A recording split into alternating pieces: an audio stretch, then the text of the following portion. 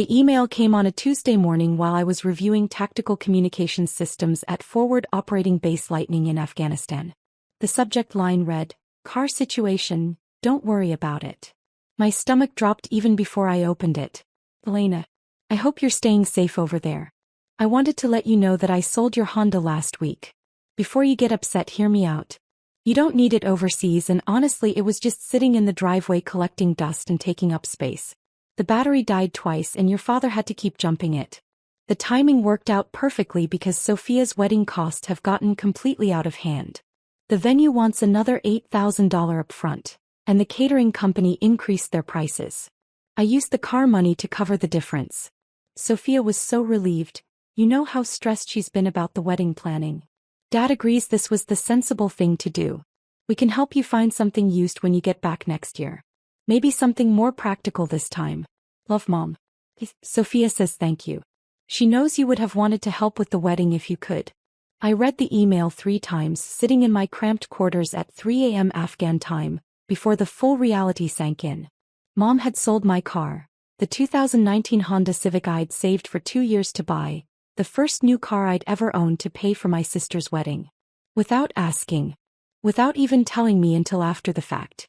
The most infuriating part was the casual assumption that I'd be fine with it, that my property was somehow available for family use whenever they decided it was convenient. The idea that I wouldn't have minded helping with wedding costs when no one had even asked if I wanted to contribute.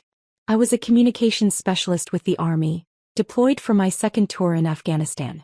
What my family didn't understand, what I'd deliberately kept vague in my letters and calls home, was that my role involved much more than maintaining radio equipment. I'd been recruited into a specialized program 3 years earlier, working with advanced satellite communications and encrypted data systems. The work had led to additional training in cybersecurity and digital intelligence. During my first deployment, I'd helped design communication protocols that were now being used throughout the theater. The skills I'd developed had attracted attention from private defense contractors, and 6 months ago, I'd quietly started a consulting business, Martinez Defense Solutions. Working within military regulations, I was providing cybersecurity assessments and communication system design to defense contractors during my off hours. It was challenging work that required security clearances my family didn't even know I possessed. It was also extremely well-compensated work. In the 6 months since starting MDS, I'd earned more than my parents made combined in a year. I'd been carefully saving and investing the money, planning for my transition out of the military and into a career that would leverage everything I'd learned. I'd kept my business income private for several reasons. Military regulations required discretion about outside employment. My family had a tendency to treat any success I achieved as a family resource rather than a personal accomplishment. And honestly, I'd learned that sharing financial information with my parents usually led to requests for loans or help that never got repaid. Case in point, my car was now helping to fund Sophia's elaborate wedding while I was serving overseas. I drafted about 15 different responses to Mom's email, ranging from hurt to furious to coldly professional. Finally, I deleted them all and wrote back. Thanks for letting me know about the car. I understand your reasoning. Elena. Short, neutral, giving nothing away. Let them think I was fine with their decision. The truth was I wasn't fine with it. But I also wasn't surprised. This was the pattern that had defined my relationship with my family for years. Sophia was the golden child who could do no wrong, whose needs and wants took priority over everything else. I was the responsible one who was expected to understand and accommodate whatever decisions the family made. When Sophia had dropped out of college twice, burning through $40,000 in tuition, Dad had shrugged it off as finding herself. When I'd enlisted to pay for my own education, they'd been disappointed that I wasn't pursuing something more feminine and traditional. When Sophia had moved back home at 26 with $15,000 in credit card debt, Mom had paid it off and called it helping family. When I'd asked to borrow $500 for car insurance during my first year of service, Dad had lectured me about financial responsibility. So selling my car to fund Sophia's wedding was just the latest example of priorities I'd never be able to change. But what they didn't know was that I'd been planning a surprise for my homecoming anyway. My contract with MDS had been so successful that I'd been invited to submit a proposal for a major Department of Defense cybersecurity initiative. If accepted, it would be worth $2.8 million over 3 years. I'd found out 2 weeks ago that my proposal had been accepted. I was coming home to more money than my family could have imagined, and I'd been planning to surprise them with some generous gifts. A vacation for my parents, help with Sophia's wedding costs, maybe even a down payment on a house for myself. Now I was reconsidering those plans. Over the next few months, I threw myself into my work with even more intensity. The DoD contract was challenging and rewarding, requiring me to develop security protocols for next-generation military communication systems. I was working with some of the brightest minds in defense technology, and the intellectual stimulation was incredible. I also started planning my transition back to civilian life. With the MDS income, I could afford to be selective about my next steps. I'd been accepted to Stanford's graduate program in cybersecurity, with classes starting 6 months after my deployment ended. I'd also received offers from 3 major tech companies and 2 defense contractors. My financial advisor helped me purchase a house in Palo Alto, near Stanford's campus. It was a beautiful 4-bedroom place with a view of the mountains, and I planned to live there during graduate school and potentially beyond. I also made another purchase, one that would serve a specific purpose when I returned home. Throughout my deployment, Mom's emails continued with updates about wedding planning. The costs kept climbing: flowers, photography, catering, music, decorations. Each email contained subtle hints about additional financial pressures, usually followed by expressions of gratitude that they'd had Elena's car money to help cover unexpected expenses. Sophia's emails were worse. She wrote about how grateful she was that I'd contributed to her wedding, as if selling my car had been a generous gift rather than something done without my knowledge or consent. Elena, I know you wanted to help with the wedding costs, and using your car money was such a thoughtful way to contribute even while you're overseas. I'm going to make sure you get the best seat at the reception. You're such an amazing sister. I showed that email to my bunkmate Sergeant Rodriguez, who just shook her head. That's some premium-grade family dysfunction right there, she said. They sold your car and convinced themselves you should be grateful for the opportunity to contribute? Pretty much. What are you going to do when you get back? I smiled. I'm going to give them the opportunity to practice what they preach about: family generosity. My deployment ended on a Thursday in March. I'd arranged for a week of leave before reporting to my next assignment, which would be transitioning out of active duty and beginning terminal leave. I didn't tell my family exactly when I was flying back. Mom had offered to pick me up at the airport, but I told her I needed to handle some military paperwork first and would make my own way home. The truth was, I wanted to see their faces when I arrived. I landed at Denver International Airport on Thursday evening and took a taxi to the car dealership where my surprise was waiting.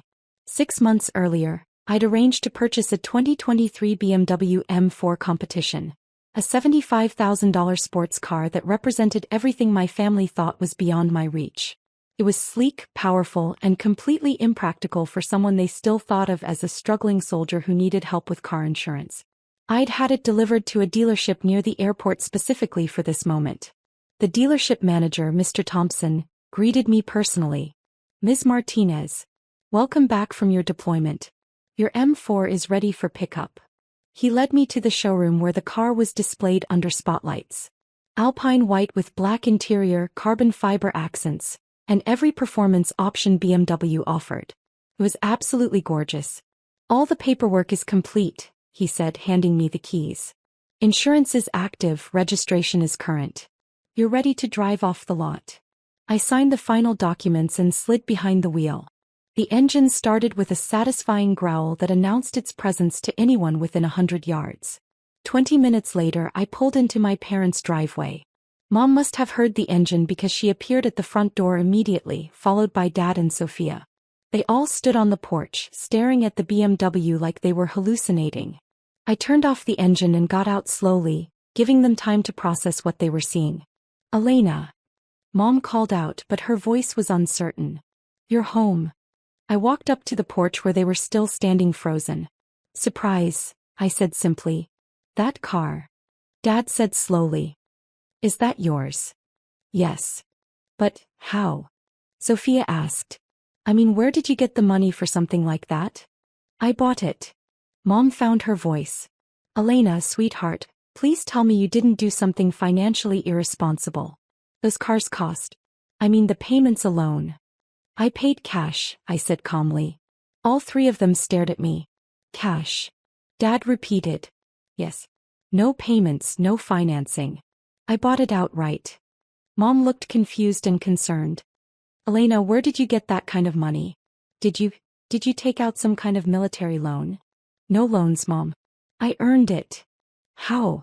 Sophia asked, and for the first time, her voice carried a note of something that might have been respect. The same way you earn money for your wedding. I worked for it. I walked past them into the house, leaving them on the porch to stare at the BMW. Inside, everything looked exactly the same as when I'd left for deployment. Family photos on the mantle, Mom's knitting basket by her chair, Dad's collection of golf magazines on the coffee table. The only difference was the absence of my car keys from the hook by the garage door. They followed me inside, clearly struggling to process what had just happened. Elena, Mom said carefully, we need to talk about this car situation. What about it? Well, it's very expensive. And after we had to sell your Honda. You didn't have to sell my Honda, Mom. You chose to sell my Honda. But the wedding costs were Sophia's responsibility to manage. Sophia stepped forward. Elena, I'm grateful for your contribution to the wedding. The car money really helped. Stop, I said quietly. Let's be clear about what happened. You didn't ask for my contribution. You took my property and used it for your purposes. Those are very different things. Dad tried to mediate. Elena, we understand you might be upset about the car, but family is about helping each other. You're right, Dad.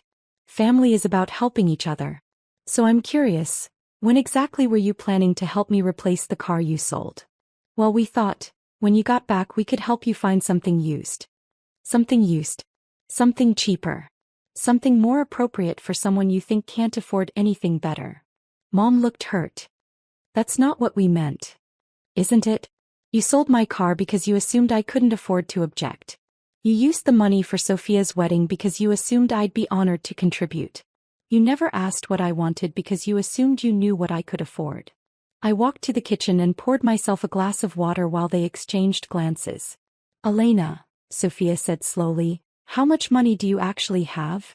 Enough to buy a $75,000 car with cash and not worry about it. But your military salary covers my basic expenses. The BMW was purchased with income from my consulting business. Consulting business? Dad asked. Martinez Defense Solutions. I provide cybersecurity consulting to defense contractors. It's been quite successful. Mom sat down heavily. How successful? Successful enough that I've been accepted to Stanford's graduate program with full funding. Successful enough that I've purchased a house in Palo Alto. Successful enough that I have more in savings than most people see in several years. The room was completely quiet. Why didn't you tell us? Mom asked finally. Because every time I've shared good news with this family, it's been turned into an obligation. When I got promoted, Dad asked if I could help with the mortgage. When I got my security clearance, Mom asked if I could use my connections to help Sophia get a government job. When I mentioned my consulting work, you asked if I could get family discounts for your friends. I finished my water and set the glass in the sink. So I stopped sharing. I let you assume I was struggling financially because it was easier than dealing with constant requests for money and favors. But if we'd known. Sophia began. If you'd known what? That you didn't need to sell my car to pay for your wedding? That you could have asked me directly for help instead of taking my property? That you were treating someone with significant financial resources like a charity case. Dad looked uncomfortable. We made assumptions. You made assumptions based on what served your purposes. You wanted to use my car money for Sophia's wedding, so you convinced yourselves that I didn't need the car and would be happy to contribute. I moved toward the stairs to go to my old room. Where are you going? Mom asked. I'm staying at a hotel tonight, then driving to California tomorrow. California? But you just got back. I have a house there. And a graduate program starting soon. And a business to run. When will we see you again? Sophia asked, and for the first time she sounded genuinely concerned. I paused at the bottom of the stairs. I don't know. When you're ready to treat me like an adult whose property and decisions deserve respect instead of like a resource you can use whenever it's convenient. Elena, Dad said. We love you. We're proud of you. We didn't understand. You didn't understand because you didn't ask. You made assumptions and decisions based on those assumptions without ever considering that you might be wrong. I went upstairs and packed my few remaining belongings. When I came back down, they were all sitting in the living room, clearly having had some kind of family conference. Elena, Mom said, we owe you an apology. For what specifically? For selling your car without permission. For using the money without asking. For treating you like we knew what was best for you instead of respecting your autonomy. It was a better apology than I'd expected. And for assuming you needed our help instead of recognizing that you've been incredibly successful on your own, Sophia added. I'm sorry for taking credit for your contribution to my wedding when you never actually agreed to contribute. Dad nodded. We're sorry for treating you like the family member who needed managing instead of recognizing that you've become the most successful person in this room. I looked at each of them, seeing genuine remorse in their faces. Thank you for the apology. It means something. Is there a way to make this right? Mom asked. You can start by respecting my choices going forward. You can stop assuming you know what's best for me. And you can understand that my success doesn't make me a family ATM any more than my apparent lack of success made me a source of free resources. What about the car money? Sophia asked quietly. Keep it. Consider it a wedding gift. But understand that it's a gift I'm choosing to give retroactively, not something you were entitled to take. As I walked toward the door, Dad called after me. Elena, are you really not going to visit anymore? I turned back to look at my family, these people who had raised me and loved me and completely misunderstood me for years. I'll visit when you're ready to see me as I actually am instead of as who you think I should be. I walked out to the BMW, which gleamed in the driveway like a beautiful, expensive middle finger to every assumption they'd made about my life. As I drove away, I could see them standing at the window watching the taillights disappear into the night. My phone started ringing before I'd reached the end of the street. I let it go to voicemail. 6 months later, I was settled into my graduate program at Stanford and running MDS from my home office. The business had grown to 8 employees and $12 million in annual revenue. I'd also been approached by 3 venture capital firms interested in funding expansion into commercial cybersecurity. I got a call from Sophia. Elena, I wanted to let you know that I've started paying back the car money. What? I've been putting aside $500 a month since the wedding. I know you said to consider it a gift, but it didn't feel right keeping money that wasn't freely given. I was quiet for a moment, surprised by this development. Sophia, you don't have to. Yes, I do. I need to. Because you were right, taking your property and calling it a contribution was wrong, even if we convinced ourselves it was okay at the time. How are Mom and Dad handling this? They're learning. Dad's been asking a lot of questions about business and entrepreneurship. Mom's been reading articles about supporting adult children without being controlling. They're trying to understand how they got things so wrong. It was a start. And you? I'm learning too. I'm learning that being the favorite doesn't mean being entitled to other people's resources. I'm learning that family support should go both ways. And I'm learning that my little sister has become someone pretty amazing. 6 months after that, I drove the BMW back to Denver for Christmas. This time when I pulled into the driveway, no one seemed surprised by the car. Instead, Mom hugged me and said, "We're so proud of everything you've accomplished." And for the first time in years, I believed she meant it.